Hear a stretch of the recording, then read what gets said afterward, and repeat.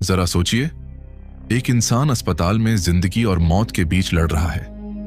उसके परिवार वाले परेशान हैं और उन्हें तुरंत खून की जरूरत है। तभी किसी अनजान इंसान का दिया हुआ खून उस मरीज के इलाज में मदद करता है। सबसे हैरान करने वाली बात यह है कि जिस व्यक्ति ने रक्तदान किया, हो सकता है उसका उस मरीज से कोई रिश्ता ही ना हो, न दोस्ती, न पहचान और न ही कोई सीधा फायदा। फिर भी उसने अपने शरीर का खून किसी दूसरे इंसान के लिए दे दिया। आखिर क्यों?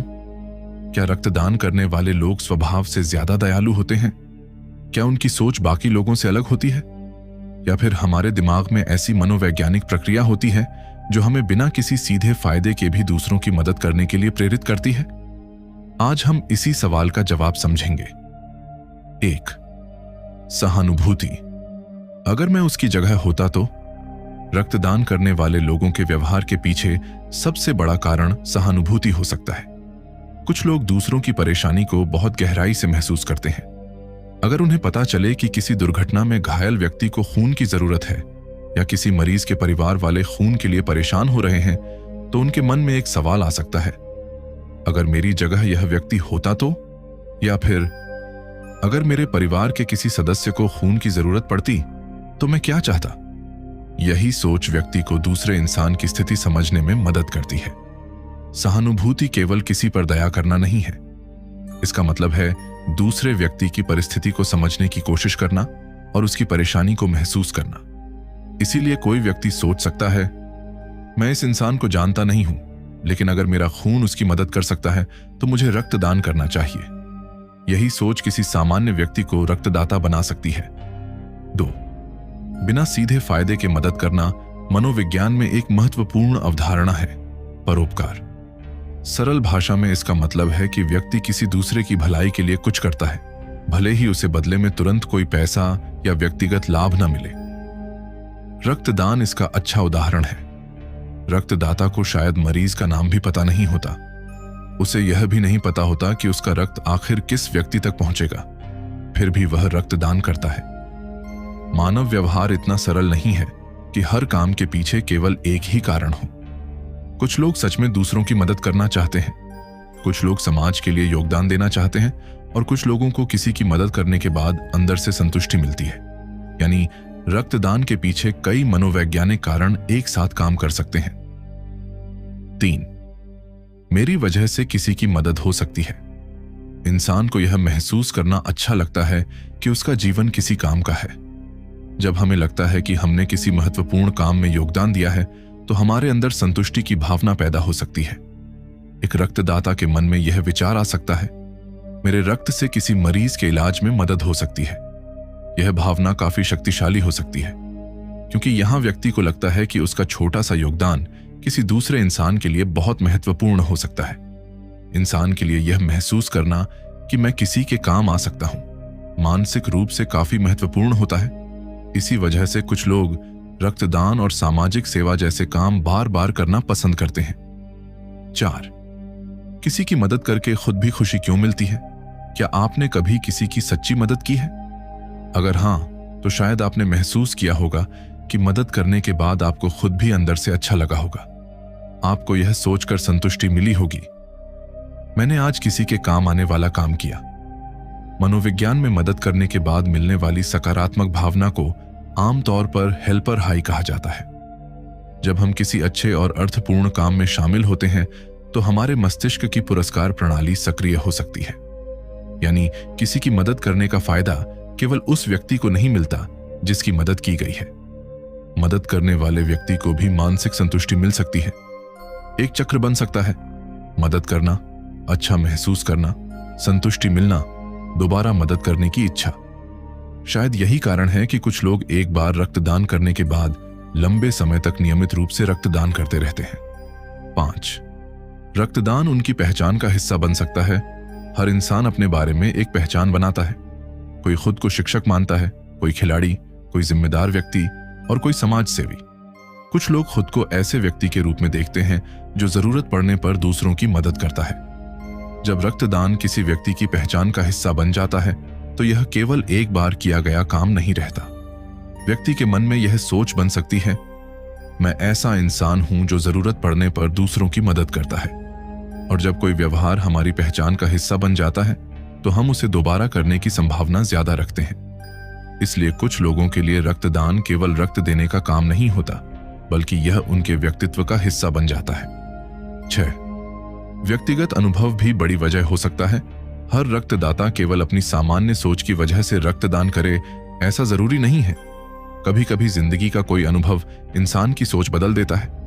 हो सकता है किसी रक्तदाता के परिवार के किसी सदस्य को कभी खून की जरूरत पड़ी हो सकता है उसने अस्पताल में किसी परिवार को खून के लिए परेशान होते देखा हो, या फिर उसने अपने किसी करीबी के इलाज के दौरान समझा हो कि समय पर खून मिलना कितना महत्वपूर्ण है। ऐसा अनुभव इंसान के दिमाग पर गहरा प्रभाव डाल सकता है।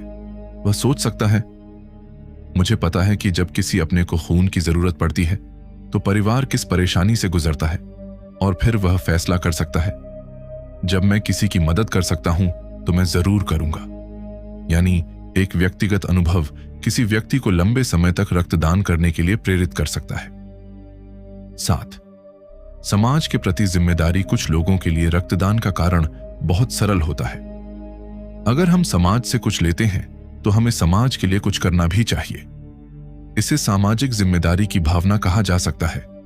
इंसान अकेले नहीं जीता, हम परिवार और समाज में रहते हैं और एक दूसरे की मदद करते हैं। जब कोई व्यक्ति इस भावना को मजबूत तरीके से महसूस करता है तो वह समाज के लिए कुछ करने की कोशिश करता है। रक्तदान इसी सामाजिक जिम्मेदारी का एक उदाहरण हो सकता है।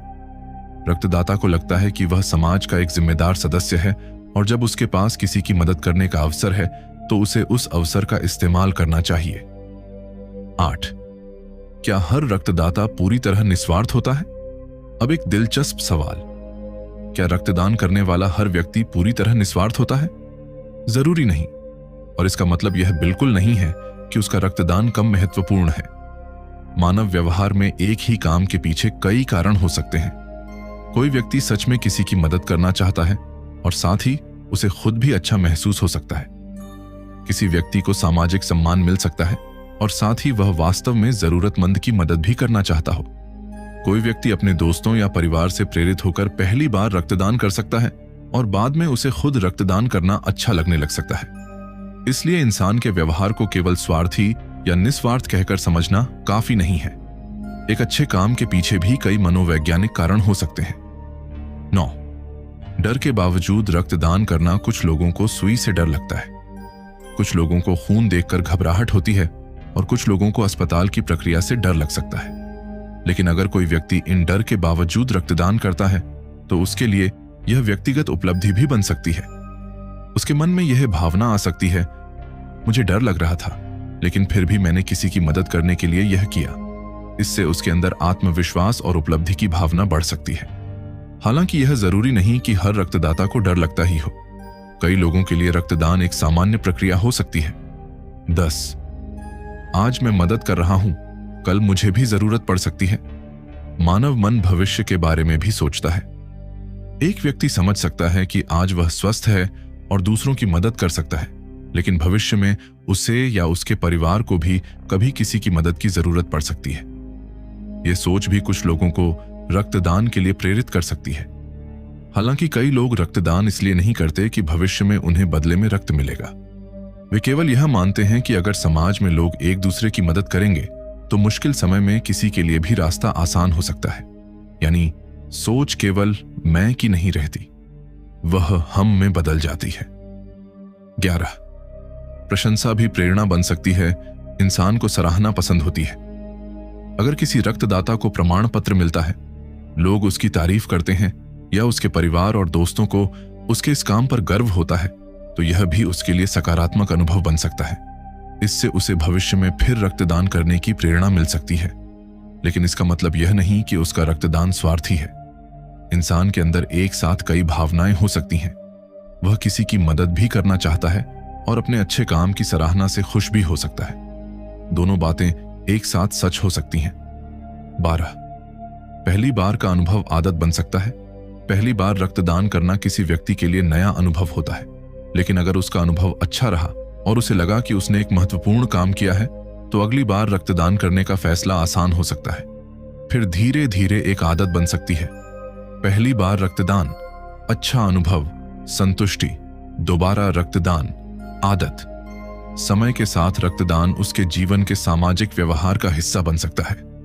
इसीलिए कुछ लोग कई वर्षों तक नियमित रूप से रक्तदान करते रहते हैं। सबसे बड़ी बात क्या है? रक्तदान करने वाले लोगों की मनोविज्ञान हमें इंसान के बारे में एक महत्वपूर्ण बात बताती है।